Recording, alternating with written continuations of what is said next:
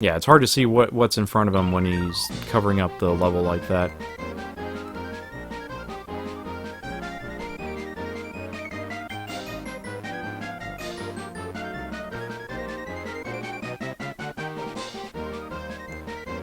Oh no, it's Castlevania. Sudden rain, lack of space, and after a comma.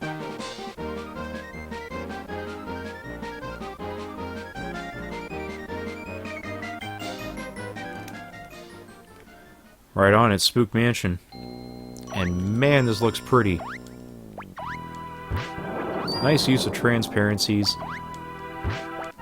There's a screen clearing thing here. Actually, speaking of lack of transparencies, one thing I forgot to mention when I was playing Magical Quest, I was actually looking forward to a Sega Genesis version of that coming out. Since there had been several hints that there would actually be a Genesis version coming out. Like you would see it on like certain store pages. And there was that prototype of Sega Channel that had come out that showed Magical Quest starring Mickey Mouse, so it was planned at some point, but we never got it. But we did get Magical Quest 2 on the Genesis, or Mega Drive, if you want to call it that. And that port had one compromise, and that it took out a level where it dealt with some of the rotation stuff that I think was handled by the Super Nintendo's, like, quote-unquote, Mode 7 capabilities. But that's alright. Ooh, actually, I want to do this. So I want to get up here, because that's extra health. Actually, let's not do that. Because believe it or not, there's actually one other set of extra health that you can get. Alright. Dash kick is so useful. So we could climb up all that, but I want to get that extra life, and then jump over this. And that just brings us to the next part of the level. And this part I think is really strange to see in a Tiny Toons game, let alone a kid's game. Like, it's kind of a creepy atmosphere here that they got going on with these murals that kind of blink in and out. This bat is in my way. But it's actually some sort of Dracula, who's also in the show with that exact same design, but he's just a regular enemy in this level here.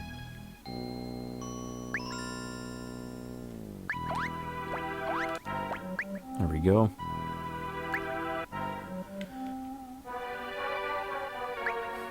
So there is some stuff up here, but not a whole lot. It's just an alternative path if you don't want to deal with these giant hammers, because you can get hurt like that. Or warp around, or whatever the hell happened there. And you kick these little balls here to get these trampolines going. And that's the end of the level right there, but I don't want to hit it just yet. Because as you can see here, there's some extra health right here. And there's one extra section downstairs. But I can barely see it because the screen's not scrolling down enough for me to take a look. But there's an extra life. I can use... Oh! Well, I was going to try to climb the hammer using my dash, but that didn't work out so well.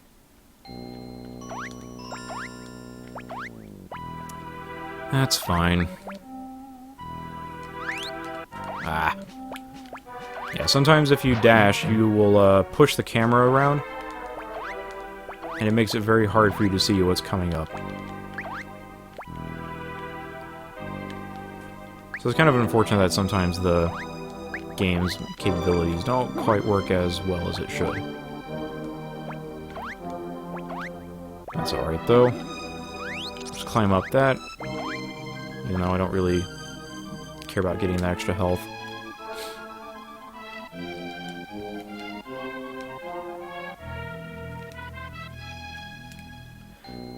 Right, so there's the mad scientist. He keeps popping up in these Tiny Toons games, even though I barely see this character. Like, there he is. I think it's just a extra hand for Montana Max, but here he's just torturing this monster who is under mind control.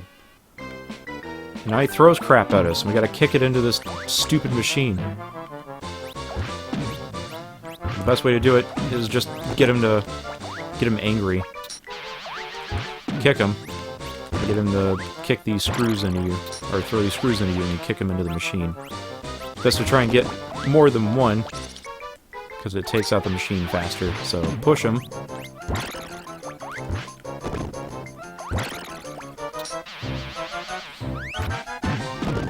So what kind of freakish monster is this? Oh well, who cares? I know it's another character I think I recall seeing in the show, but again, it's just here to be a boss.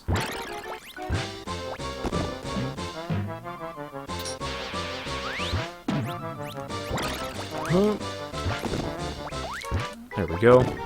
Look at that. Very quick. That dash function, the dash kick feature is really powerful in this game. As you can tell, it makes you go really fast. And makes it hard to control. And it teaches a thing or two about discrimination, I guess. That's kind of important.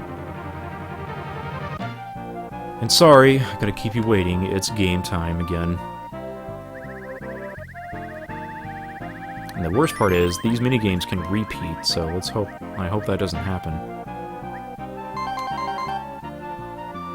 The good news, it's not gonna happen, but unfortunately we picked the slowest minigame. Actually, second slowest. The other one is the character matching minigame, where you gotta match all the characters' weights and outweigh the other character to get extra lives.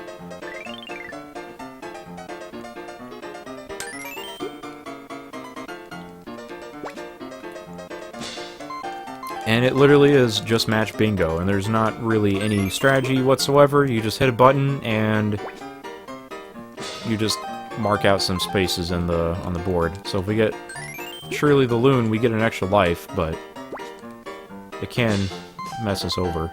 I think on hard, it deliberately gives you bingo sheets that you can't possibly get lives from. Like, I've had that happen to me several times. Got one bingo.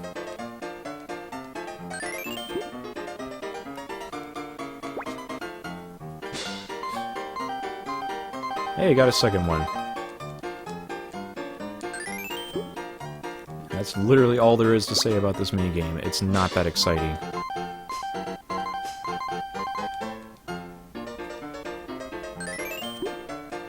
So we got more pieces to go. What are we gonna get? Ah, it's Sweetie Pie. And another one. And that's it.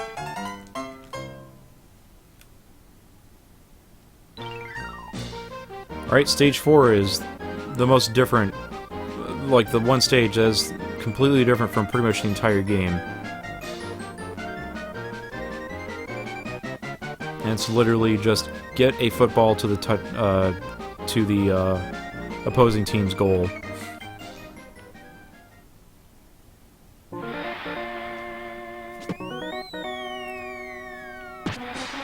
And if they stop you... it's... Well, for now it's a first down. I'm just gonna try to run. You either run or pass, and run is you just get the ball, and then hope that you don't, hope that you can get a first down at some point. Sometimes your guys can block them, and sometimes they can't. So I'm gonna shoot for a pass. I throw it up in the air, you'll see that X. Ah, it's a fumble. So I gotta go back. I'm gonna try it one more time. And if I don't make this fourth down, then that's it. I gotta start over. Yeah. There we go. First down, and then you get some stars. Theoretically, you can go through the entire level without without getting hit. And if you do that, then the star counter, when you get bonus stars, you can get more than 100, and the game doesn't account for that, so you get a bunch of weird-looking garbage on screen. Ah, what? I got that. Come on. Butterfingers. Alright, one more try. Let's see what happens.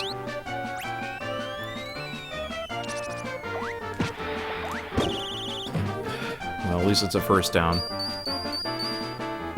I'm gonna try for a pass. There's not really a reason to pick one or the other.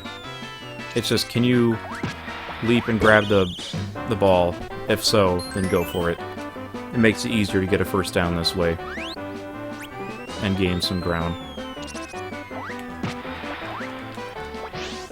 Oh boy. It's intense. Like, you can totally do it if you can time it just right, but the AI is completely unpredictable, so it's really hard to get it just right. Also, Hampton's just locking in place. Screw you, man.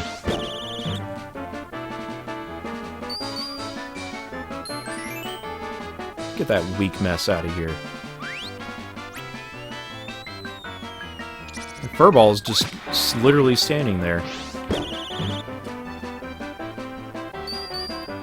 But yeah, first down to goal, so literally the goal is right in front of us, so let's see if I can just run towards it.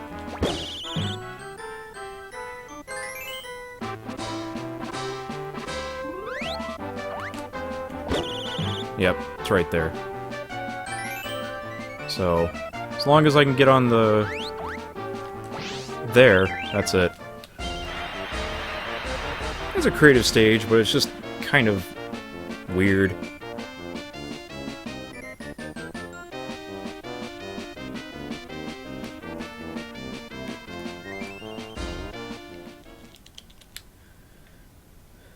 And unfortunately this means it's game time. You can't skip the sequence, so let's see what we get. Oh, good, it's more bingo. Oh, that's awesome.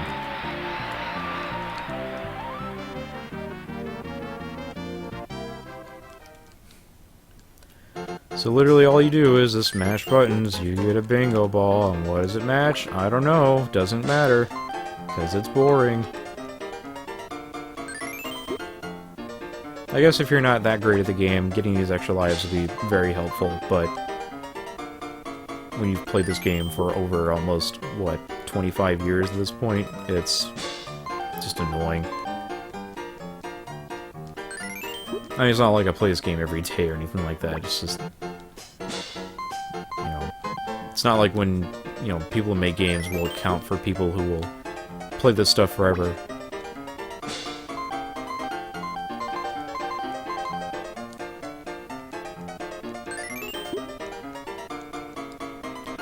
So there is, people like Buster's Hidden Treasure, which is the Sega Genesis Tiny Toons platformer.